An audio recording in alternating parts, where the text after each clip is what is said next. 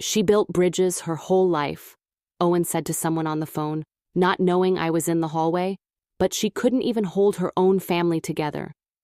I stood there with my coat still on and my purse against my hip, and I didn't move. The words went into me the way cold does when you've been outside too long, not sharp at first, just a slow seep. Then all at once, everything. My name is Miriam Colt. I am 68 years old. For 4 decades, I was a licensed civil engineer, and the Hargrove River Bridge outside of Cartersville still bears a small brass plate that reads, Lead Engineer, M. Colt, 1991. But I'm getting ahead of myself. Let me go back to before.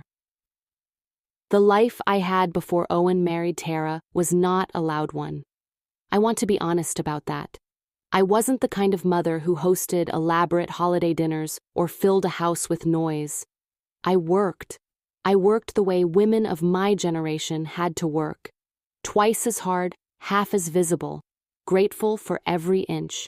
When Owen's father left, Owen was 6, and I did what needed doing. I packed his lunch. I checked his homework. I made sure the heat was on. I didn't have the luxury of falling apart, so I didn't. We had our rhythms, Owen and I. Sunday mornings I made coffee in the old ceramic pot my mother left me. This deep, earthy Sumatra blend, ground fresh, never from a can. And Owen would sit at the kitchen table in his pajamas, reading whatever he'd checked out from the library that week. He must have been 11, 12. He'd look up sometimes and just say, Mom, not asking for anything, just checking that I was there. And I was. I always was. I retired at 63. Not because I had to, but because the last project, a pedestrian overpass in the county where I grew up, was the one I'd wanted to build since I was 22 years old. I finished it. I signed the final inspection. And I thought, that's a clean place to stop. I had a small house I owned free and clear in Denton, a good garden, not flowers mostly, tomatoes, peppers, 3 kinds of squash. And my studio, which is what I called the spare bedroom where I kept my drafting table. I still drew by hand sometimes. I liked the feel of it, pencil to paper, the compass tracking a perfect arc. There's something about a hand-drawn line that a computer will never replicate. The slight variation in pressure, the almost imperceptible wobble that proves a human being was here, making something. My drafting compass was the one I'd carried since 1978. It had a small crack in the wooden case, and the hinge had been tightened twice, but the point was still true. I used it the morning of Owen's wedding to sketch a little arch on the back of the program. Something silly, something mine. Tara came into our lives in the quiet, easy way that certain people do. She was lovely at first. I want to say that clearly because it matters. She was warm and funny, and she looked at Owen like he was something worth looking at. She brought me a plant the first time we met, a small Meyer lemon tree in a terracotta pot. Owen says you like growing things, she said, and she smiled without showing her teeth, which I thought was charming. Private somehow. I thought, she keeps things close. I respected that. The first red flag came 7 months after the wedding. We were having dinner, just the 3 of us, and I mentioned I'd been thinking about updating my will. Not dramatically, just some clarifying language around the Denton house. Tara put down her fork and said, very gently, Miriam, wouldn't it be easier if everything were just consolidated? Simpler for everyone when the time comes. And then she smiled again, that same closed smile, and picked her fork back up. Owen said, That's actually a good idea, Mom. Less paperwork. I told them I'd think about it. I didn't think about it. I forgot about it the way you forget an odd smell when you step into fresh air. Something else took my attention, and the moment passed. That was my mistake. Not the forgetting, the assuming that the moment had passed. Because for Tara, no moment ever passed. She filed them. She waited. She was more patient than anyone I had ever met, and I had worked with engineers for 40 years, so I knew something about patience. The changes came slowly, so slowly that I kept mistaking them for nothing. She started joining our Sunday calls, which had always been just Owen and me. She started answering questions I'd asked him. Small things, the kind of small things that feel rude to name. Then one afternoon, I drove to their house unannounced. I know I should have called. And I found Tara in the driveway talking to someone I didn't recognize. She stopped mid-sentence when she saw my car. The look on her face lasted only a half second before the smile replaced it. But I saw what was underneath. I saw it. And then I told myself I hadn't. That is how it begins. Not with a villain's entrance, with your own willingness to look away. The first humiliation was small enough that I almost didn't catch it. Tara had offered to help me organize my finances. That was the word she used. Organize. As if my accounts were a junk drawer that needed sorting. I was a woman who had managed million-dollar project budgets for 4 decades, who had read structural load calculations for fun, who had never once bounced a check or missed a payment in her adult life. But Owen had mentioned, casually, that Tara had a background in estate planning, and I thought, what's the harm? Let her look. She looked, and then she started making calls on my behalf. Just to clarify a few things, she said. I found out 3 weeks later, when my bank sent a letter to Owen's address instead of mine, that she had listed herself as my financial contact. A clerical thing, she explained when I brought it up. Easily fixed. She'd take care of it. She did not take care of it. I told myself it was an error. I am 68 years old, and I told myself a woman who had just rerouted my bank correspondence had made a simple clerical error. I want you to understand, I am not a foolish woman. I built bridges that have held the weight of 10,000 cars, but I loved my son. And Tara knew exactly how much, and she used that knowledge the way an engineer uses a load-bearing point. She knew exactly where to apply pressure. The second scene happened at Easter. The whole family gathered at Owen and Tara's house. Her sister, her brother-in-law, their children, a couple I didn't know who turned out to be Tara's former colleagues. I arrived with a dish I'd made every Easter for 30 years, Owen's favorite. A layered potato thing with rosemary from my garden, and a sharp cheddar I drove 40 minutes to buy from a specific farm. Tara took the dish at the door, smiled, and said, "Oh, how sweet. I'll put this in the kitchen." It never made it to the table. When I asked Owen later, quietly, he said Tara had been worried about dietary restrictions with the guests. He said it gently, apologetically, but he said it. I drove home that evening and sat in my car in the driveway for a while before going inside. I didn't cry. I just sat there in the quiet, trying to locate the version of myself that would have known what to say in that kitchen. She felt far away. The third scene is the one that should have woken me up completely. I know that now. I had a friend, Margaret O.C., a retired architect I'd known since 1985. We met for lunch every few months at a diner on Route 9 that had the best chicken soup I've ever tasted. That December, Margaret called me and said carefully, "Miriam, I got the strangest message from Owen. He said you weren't feeling well and were stepping back from social engagements for a while. He asked me to give you space." She paused. "I just wanted to hear it from you." I hadn't been sick. I hadn't asked for space. I hadn't spoken to Owen about Margaret at all. I told her there'd been a miscommunication. I laughed a little. Margaret laughed too, but hers stopped sooner than mine. Before we hung up, she said, "You look different lately, Miriam. In your voice, I mean. You sound like you're choosing your words more carefully than you used to." I thought about that for a long time after. I thought, she's right. I had started doing that, measuring, editing myself before speaking, even to Owen, because I'd learned that things I said had a way of returning to me, reshaped. A concern became a complaint. An observation became an accusation. I'd started keeping things inside because inside was the only place Tara couldn't reach them. And that is the most precise damage she did to me. Not the money, not the isolation, though those were real. It was that she made me small inside my own mind.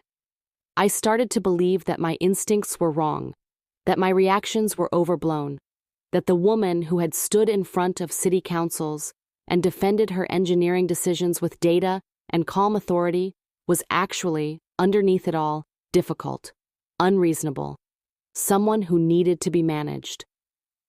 The fourth scene happened on a Tuesday in February, and I will not soften it. I came to return a casserole dish I'd borrowed, and Tara was in the front room with Owen. She didn't hear me knock. The door was slightly open, the way it gets in winter when the frame swells. And I heard her say to him, in that measured, tired voice she used when she wanted to sound patient, "She's never going to change, Owen. She's been this way your whole life. You said so yourself. Difficult, needy. You deserve better than someone who makes everything about her." Owen said nothing. I stood on the porch, and I waited for him to say something. Anything. I waited long enough that the cold came through my coat. He said nothing. I set the casserole dish down by the door, and I walked back to my car. My hands were steady. I noticed that. They were completely steady. That night, I went to my studio, and I sat at the drafting table, and I picked up my compass. I opened it, set the point, and started drawing an arc, just to feel something familiar under my hands. Tara had been in my studio 2 weeks prior, helping me, she'd said, sort through some old paperwork I didn't need. I found the compass on the floor under the table, instead of in its case, on the shelf where it had lived for 40 years. When I picked it up, the hinge moved wrong. Something inside it had bent, not broken entirely, but bent. It would never hold a perfect arc again. I sat there looking at it for a long time, and something in me went very, very quiet. The catalyst was not dramatic.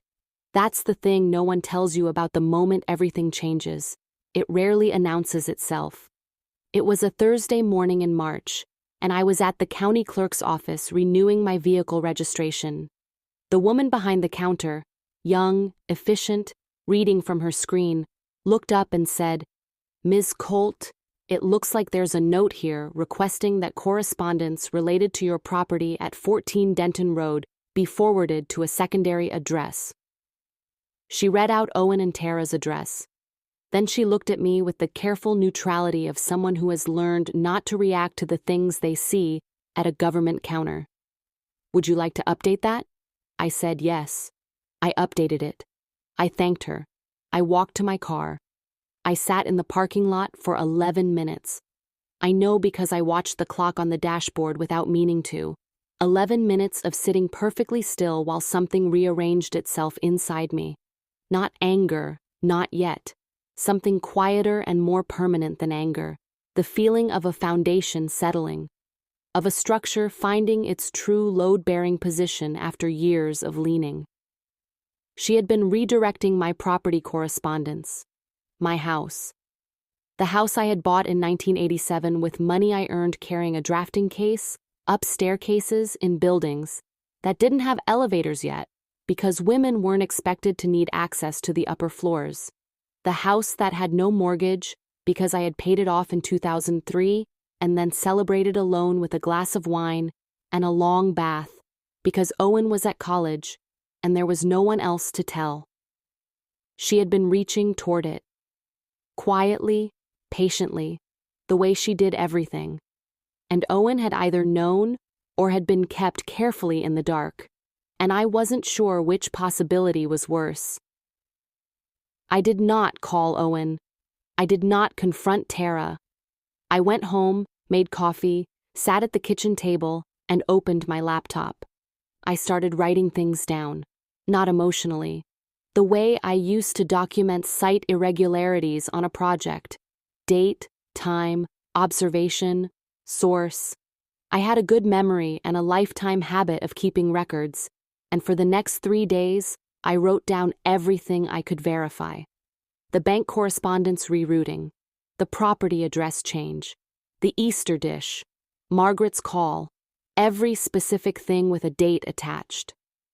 Then I called a woman named Patricia Dunn, who had been my attorney for 22 years, and who I had once helped navigate a property dispute involving a flood easement. We met in her office on a Friday afternoon, and I put my documented list on her desk, and she read it without expression. When she finished, she looked up and said, "How long has this been going on?" I told her. She nodded slowly and said, "All right, here's what we're going to do." What Patricia found over the following weeks was methodical and cold and almost elegant in its construction. Tara had not stolen anything, not yet. She was too careful for that. What she had done was position herself, contact by contact, address by address, signature by signature, to be the logical next step. She had been building a case, to anyone who might look from the outside, that Miriam Colt was a woman whose affairs were gently slipping beyond her management, that her family was lovingly stepping in, that the house, when the time came, would naturally pass through them. Patricia said, "She's done this before, not to you, but this architecture, I've seen it." I asked what she meant. She said Tara had worked in estate planning for 6 years before marrying Owen. She had left that firm under circumstances that were described in her personnel file, which Patricia had obtained through a colleague, and Patricia chose the word carefully, a boundary concern with a client. I sat with that for a moment. Then I asked Patricia what we could do. She told me. It took 2 weeks to execute, and it required one document I hadn't thought of and one phone call I made myself on a Wednesday evening in April to a former colleague who now sat on the state licensing board for financial advisors. Tara had been operating in an advisory capacity, directing my financial contacts, positioning herself as a family representative, without any license or legal authority to do so. That phone call, I was told, would take approximately 6 weeks to result in anything formal. Mother's Day was 5 weeks away. Meanwhile, Tara escalated. I think she sensed something without being able to name it. The organized, managed version of her began to fray at the edges. She called 3 times in 1 week about the Denton house. Had I thought about updating the deed? Had I considered a living trust? Wasn't it a burden to maintain alone at my age? Her voice stayed pleasant, but the frequency had changed. She was pressing harder because something in the air had shifted, and she could feel it, even if she couldn't see it. Owen called on a Sunday, our old ritual, and his voice was careful in a way that told me Tara was nearby. He asked how I was doing. He asked if I'd given any more thought to the estate questions. I told him I was doing very well, and that yes, I'd been giving it a great deal of thought. I kept my voice warm and easy. I was not lying. I had been thinking about very little else. The Mother's Day invitation came from Tara by text. Dinner at their house, 6 o'clock. Her family would be there. Just a small gathering. I accepted. Patricia had couriered a sealed envelope to my house the Friday before. I put it in my purse. I did not open it again. I knew what was inside. I had helped write it. I also brought the compass. I'm not sure I could explain exactly why. It wasn't a symbol to me then. Not consciously. I just wanted something of mine in the room. Something that had been in my hands since before Tara existed in our lives.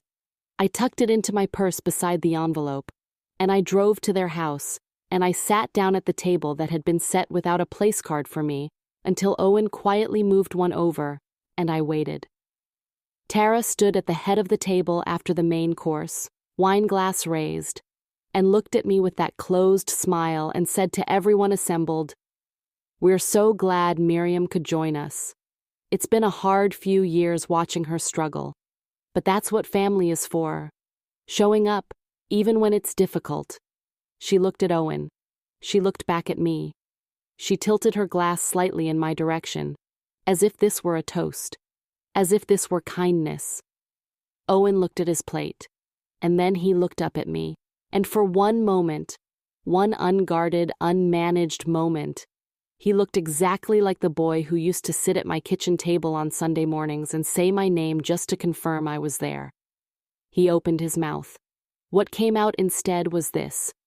"Mom, Tara's just trying to help. Why do you always have to make things so hard?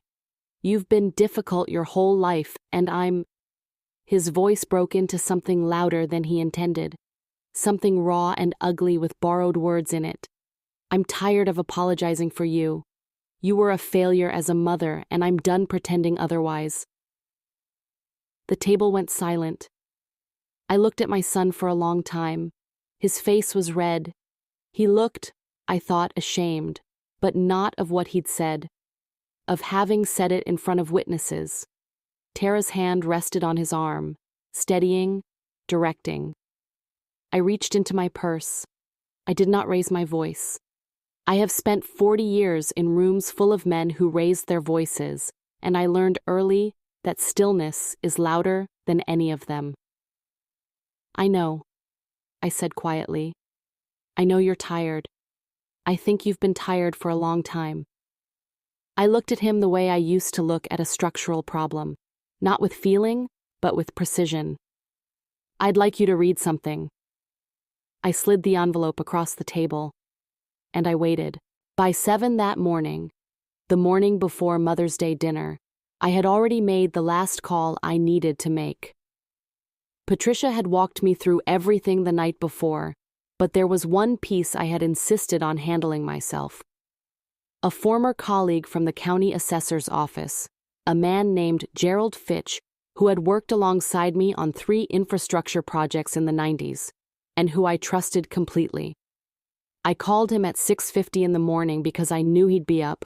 Gerald had been a 5 a.m. person since before it was fashionable, and I told him what I needed. He said, "Miriam, it's already done. Has been for 2 weeks. I was waiting for you to ask." I thanked him. I hung up. I made my coffee. I stood at the kitchen window and watched the light come up over the back garden, the tomato stakes still bare from winter, the soil just beginning to soften. I felt something I hadn't felt in 2 years. Not happiness exactly, more like the sensation of putting weight on a floor and finding it solid. At 9, Patricia's courier arrived with the sealed envelope. I signed for it, put it directly into my purse without opening it, and got dressed for dinner. By noon, the second piece had been confirmed. Patricia called to tell me that the licensing board inquiry, which I had initiated with that Wednesday phone call 6 weeks prior, had concluded faster than expected. Tara's conduct, positioning herself as a financial representative for an elderly client-adjacent family member without licensure or legal authority, had been formally reviewed. The board's letter had been sent to the address of record that morning. Tara's address. I did not know if she had seen it yet. It didn't matter. The clock on it had started without her permission, and there was nothing she could do to stop it now. I drove to their house at 10 minutes to 6, with the envelope in my purse and the compass beside it, and a lemon cake I'd made from scratch in the tin Owen had given me for my 60th birthday. I left the cake in the car after dinner. It didn't seem like the right occasion for it anymore. The envelope. Let me tell you what was inside it. When Patricia had first reviewed my situation, she asked me one question that changed everything.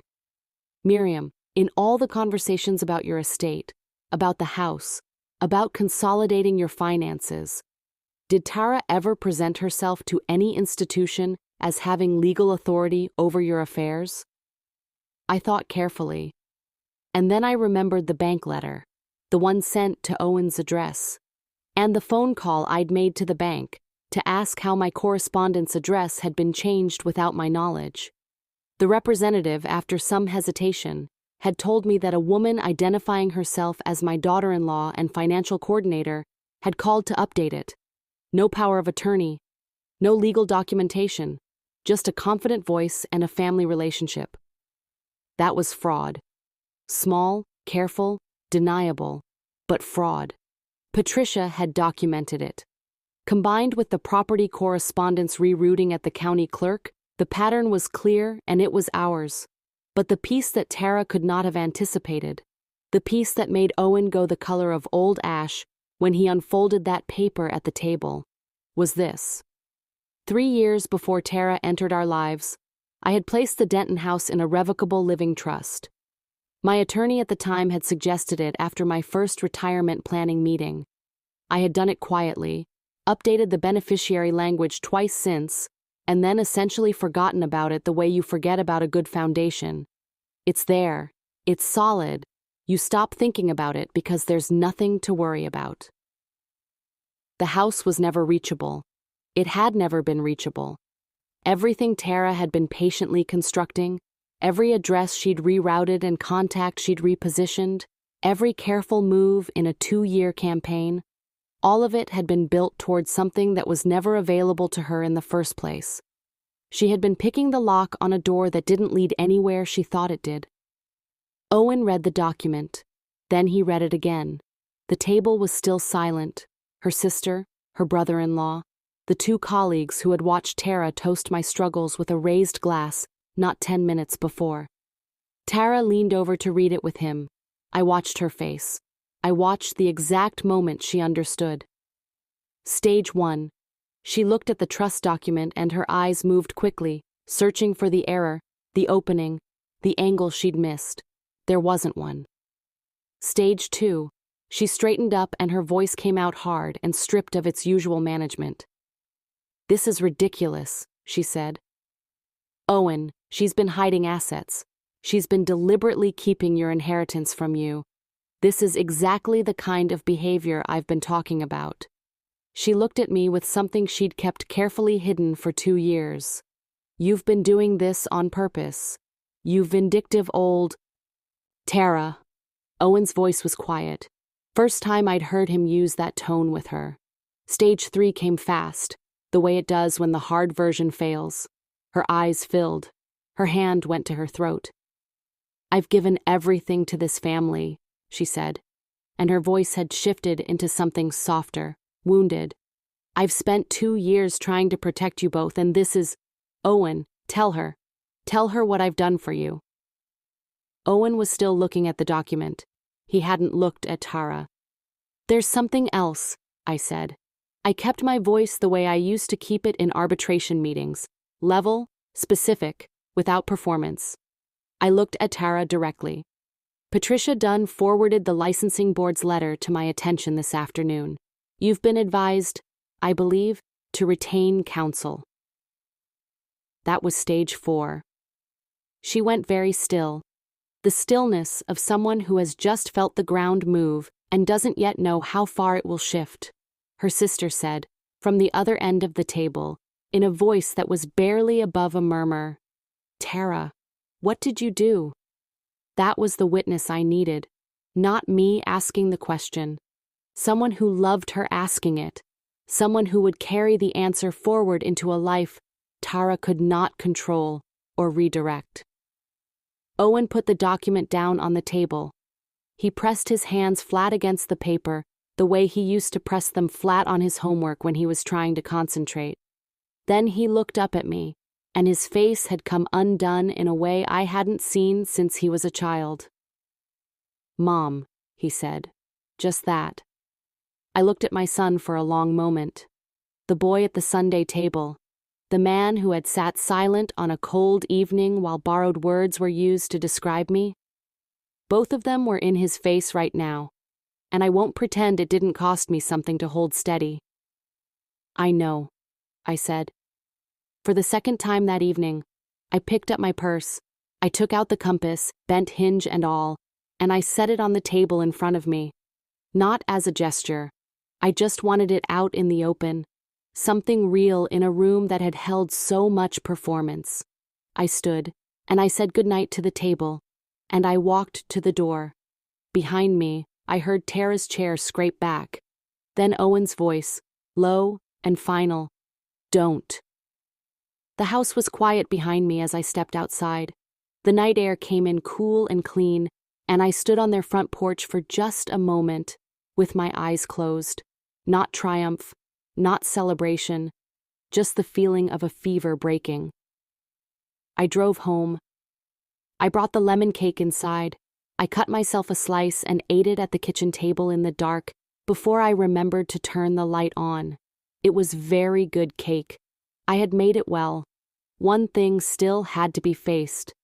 I knew what it was, and I knew it would come in its own time, the way things do when the storm has finally passed, and the damage is visible, and the work of rebuilding can honestly begin. 5 months later, I wake before the sun. This is not new. I have woken before the sun most of my adult life, on job sites, in hospital waiting rooms, in the particular darkness that follows a decision you can't take back. But this early morning in October is different from all of those. This one is simply mine. I make the coffee the way I always have. Sumatra blend, ground fresh, the old ceramic pot my mother left me that has a small chip on the spout I've never bothered to fix because it doesn't affect anything that matters. I stand at the kitchen window while it brews and watch the garden coming back. The tomatoes are long finished, but I never pulled the stakes, and in the early light, they cast long, thin shadows across the soil like the lines of a hand-drawn plan. I find this beautiful in a way I couldn't have explained to anyone 2 years ago. I was too busy then explaining myself. Too busy making myself smaller so other people could feel larger. I didn't have attention left over for shadows on soil. The Denton house is exactly as it has always been. Same kitchen, same drafting table in the spare room, same Meyer lemon tree on the back porch that has, against all reasonable expectation, produced 4 actual lemons this year. I look at that tree sometimes and feel something close to humor. It was Tara's gift. She brought it the first time we met and smiled her closed smile, and I thought it was charming. Now it's producing fruit in my garden without her permission, and I find that quietly satisfying in a way I won't pretend is entirely dignified. Tara and Owen separated in July. I did not ask for this, and I want to be precise about that. It was not part of any plan, not something Patricia arranged or I hoped for. It was the natural consequence of a man finally seeing clearly after years of looking the direction he'd been pointed. Owen told me himself, on the phone, on a Sunday morning, our old time. His voice was stripped of everything performed. He said, "I've been trying to figure out how to say I'm sorry, and I keep finding out the words aren't big enough." I told him the words didn't need to be big. I told him to come for coffee. He came the following Sunday. He sat at the kitchen table in the chair he'd sat in as a boy and wrapped both hands around his mug the way he always did, as if the warmth of it were something he needed to hold on to. We didn't talk about Tara much. We talked about a documentary he'd watched. We talked about the tomatoes. We talked about his father, which we almost never do, and it was easier than I expected. Before he left, he stood in the doorway of my studio for a moment and looked at the drafting table and didn't say anything. Then he said, "I always loved watching you work in here." I said I knew. He nodded. He left. He comes most Sundays now. As for Tara, the licensing board's formal finding came in August. The language was careful and bureaucratic and amounted, in plain terms, to a determination that she had engaged in unauthorized financial advisory conduct. She retained a lawyer, as I'd suggested she do. The matter was resolved in the way these things resolve when the documentation is thorough and the other party knows it, quietly, with conditions, and with a permanent note in a file that will follow her into any future she builds in that field. I know this because Patricia told me. I did not read the file myself. I didn't need to. What became of Tara is not the story I want to dwell in. She is a woman with a wound she received at 9 years old and spent the rest of her life trying to manage by controlling what she could and destroying what she couldn't. I understand that now in a way I didn't when I was living inside the damage she made. Understanding it doesn't excuse it, but it keeps me from carrying her into my October mornings, and that is worth something. The compass I had repaired, not replaced, repaired. I took it to an old instrument maker in the city. a man named Haruki who works out of a narrow shop on Clement Street and who handles antique drafting tools with a focus I recognized immediately as kinship. He examined the bent hinge for a long time without speaking. Then he said he could fix it, but the repair would be visible. A small reinforcing collar around the joint. Slightly different metal, impossible to disguise entirely. I told him that was fine. He looked at me over his glasses with mild surprise, as if most people wanted the damage hidden. I have it back now. The collar catches the light differently than the rest of the instrument. The hinge moves cleanly, holds its angle, traces a true arc. But you can see where it was broken if you look. I have decided this is not a flaw. I have decided this is just accurate. It sits on the drafting table where it has always sat, and some mornings I pick it up just to feel the familiar weight of it, the point precise and ready. This past September, a young woman named Claire started renting the apartment above Margaret Osei's garage. She is 26 and studying structural engineering, and Margaret, who has known me long enough to understand exactly what she was doing, introduced us at a small dinner in August. Claire is sharp and impatient in the way young engineers often are, certain that the fastest path between 2 points is always a straight line. I remember being that certain. I remember how useful it was and how much it cost me. We've had coffee twice. She asks good questions. Last week she asked me what I wished I'd known at her age, and I could feel her bracing for something long and instructive. I thought about it honestly. Then I said that a thing can be load-bearing without announcing itself.